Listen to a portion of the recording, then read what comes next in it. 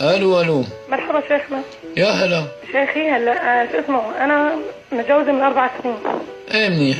خانقت انا وجوزي بعد سنين من جوازنا. عم قال لي جوزي ما بدك يعني، قلت له لا، قال لي انت طالق. ايوه. حسب هي. تنحسب لك.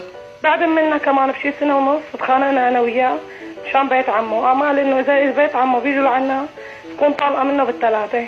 اجوا بيت عمه كمان وناموا عنا. دقينا للشيخ والشيخ رجعني. ايوه. واول يوم برمضان كمان تخانقنا انا وياه وعطلعان خلق، قام صار يقول لي انت طالق انت طالق انت طالق، فلانه بنت فلانه انت طالق. ايه. ما إلها فتوى هاي. وهلا بده اياكي؟ ايه بدها يعني وانا بدي اياه يعني.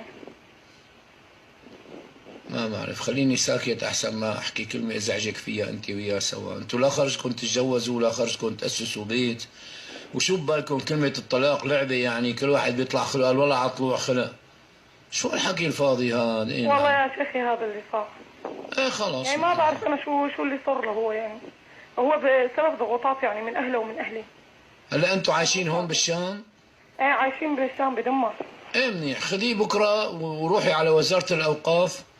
اي نعم، على الساعة 11 الظهر اطلعوا لعند المفتي على الطابق الثامن. ايوه. واسألوه عن الفتوى واي نعم، واحكوا له الدغري شو صار معكم. هدول الكلام اللي قلت لي اياه قولوا له اياه للمفتي.